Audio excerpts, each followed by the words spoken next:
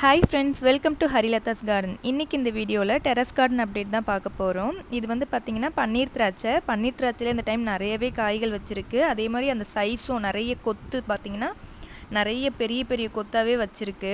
இது second time இதில் காய் வைக்கிது. நான் இந்த டைம் ப்ரூன் பண்ண வேண்டாம், வெயில் ஜாஸ்தியாக இருக்குதுன்னு நினச்சேன். ஆனால் மொட்டு, அதாவது ப்ரூன் பண்ணாமே பார்த்திங்கன்னா அந்த பூக்கள் வந்துக்கிட்டே இருந்துச்சு. அதனால் ப்ரூன் பண்ணி விட்டதுக்கப்புறம் நிறைய மொட்டு வச்சு நிறைய காய் வச்சுருக்கு பாருங்கள். நல்ல பெரிய பெரிய கொத்து நம்ம கடைகளில் வாங்குவோம்ல, அந்த அளவுக்கு கொத்து பெருசு பெருசாகவே இருந்துச்சு. எப்படியும் இன்னும் ஒரு 1.5 மாதம், 1லேருந்து 1.5 மாதத்துக்குள்ளே பழுத்துடும். அதே மாதிரி க்ரீன் கலர் கிரேப்ஸுமே நான் வந்து ப்ரூன் பண்ணி விட்டுருந்தேன். இது க்ரீன் கலர் கிரேப்ஸ்னு வாங்கினேன், ஆனால் காய் வச்சதுனா தான் தெரியும் என்ன அப்படின்னு சொல்லிட்டு. இதுலேயுமே பார்த்தீங்கன்னா பூ ஒரு 2-3 பூ வச்சுது, ஆனால் காய் பிடிக்கவே இல்லை. அதே மாதிரி சப்போட்டாவிலுமே பார்த்திங்கன்னா ஒரு 4-5 டைமாகவே பூ வச்சுக்கிட்டே இருக்குது, ஆனால் காயே பிடிக்கவே இல்லை. இந்த டைம் தான் பார்த்திங்கன்னா ஒரே ஒரு கிளையில் ஒரு குட்டி பிஞ்சு வச்சுருக்கு. அப்படின்னா இனிமேல் காய் பிடிக்க ஆரம்பிச்சிரும். ஆனால் நிறைய எல்லா அந்த தளிர்கள்லையுமே பார்த்திங்கன்னா கொத்து கொத்தாக வச்சுருக்கு. இதில் பாருங்கள், குட்டியாக ஒரு பிஞ்சு வச்சுருக்கு. எல்லா தளிர்களுமே அப்படியே கொத்து கொத்தாக மொட்டு வச்சுருக்கு. கலாக்காலுமே பார்த்திங்கன்னா காய்கள் ஒரு 4-5 காய் இருக்குது. பழமும் ஒன்று இருக்குது பாருங்கள், நல்ல கருகருன்னு இருக்குது. அந்த பழத்தை நம்ம அப்படியே கையால் நசுக்கினாவோ சாப்பிட்டாலும் அப்படியே வாய் ஃபுல்லாக ரெட் கலரில் ஆகிடுது. அவ்வளோ பார்க்க தான் கருப்பாக இருக்குது, உள்ளே அவ்வளோ செவன்னு இருக்குது. அது மாதிரி இனிப்பாகவும் இருக்குது. பழுத்துச்சுன்னா புளிப்பே இல்லை, நல்ல இனிப்பு. இது பார்த்திங்கன்னா ஏர் பொட்டேட்டோ. இதுலையுமே பார்த்திங்கன்னா நான் போன வருஷம் வச்சது, அதாவது போன வருஷம் ஆடி மாதம் வச்சது. ஒரு 5-6 காய்கள் எல்லாமே பார்த்திங்கன்னா அந்த கொடி வந்து வலைக்கு வெளியில் போயிடுச்சு. அந்த கூண்டுக்கு வெளியில் போனதுனால ஒரு காய் கூட குரங்கு விடலை. இந்த டைமே பார்த்திங்கன்னா அந்த கொடி லைட்டாக மேலே போச்சுனாலும் குரங்கு உடச்சி விட்டுட்டுருக்கு. நான் பார்த்து கீழேயே வச்சுக்கிட்டு இருக்கேன். இது பார்புடா செரிலேயும் இந்த டைம் நிறைய பூக்கள் வச்சுருக்கு, காயும் வச்சுருக்கு. அதாவது முன்னாடி அந்த வெயில் டைமில் பூ வச்சது ஃபுல்லாகவே வெயிலுக்கு அப்படியே கரிஞ்சு கொட்டிடுச்சு.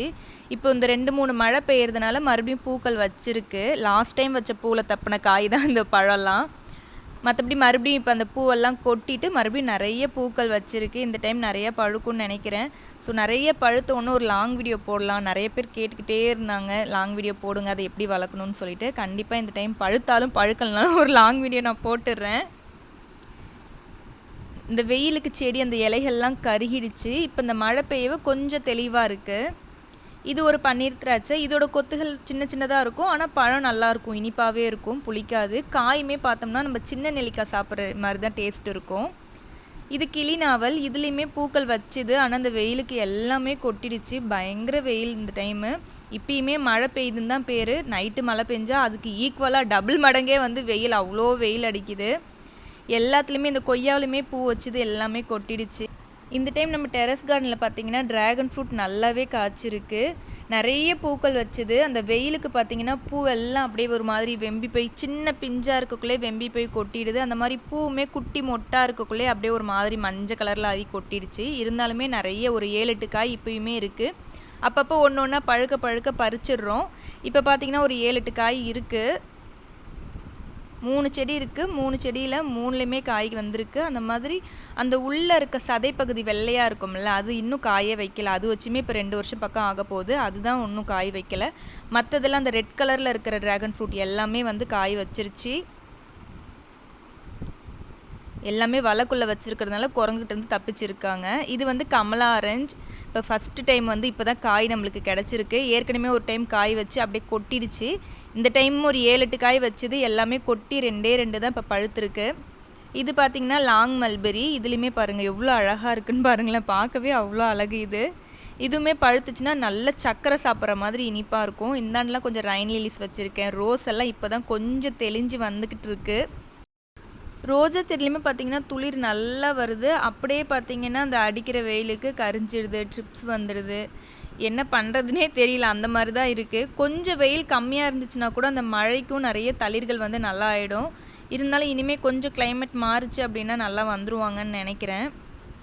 சிலதில் நல்லாவே தளிர்கள் இருக்குது, சிலதில் வெறும் குச்சி தான் இருக்குது. இது பாருங்கள், ஒரு சக்கர் வந்திருக்கு. சக்கரை எனக்கு அப்பப்போ பார்க்குறப்ப, அதாவது ஆண் செடி வருது அப்படின்னாவே சின்னதாக வரக்குள்ளே அது டிஃப்ரெண்ட்டாக தெரியும். அந்த ஒட்டு கட்டின பகுதிக்கு கீழே இருந்து தான் வரும். அப்பப்போ பார்த்து அதை பிச்சு போட்டுருங்க. முள்ளும் ஜாஸ்தி இருக்கும், அதை பார்த்தாலே ஈஸியாக கண்டுபிடிச்சிடலாம் நம்ம.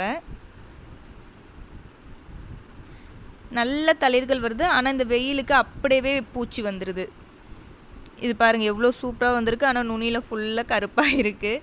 ஸோ இந்த மாதிரி தான் வெயிலும் மழையும் மாற்றி அடித்தாலுமே செடி ரொம்ப டல்லாகிடுது.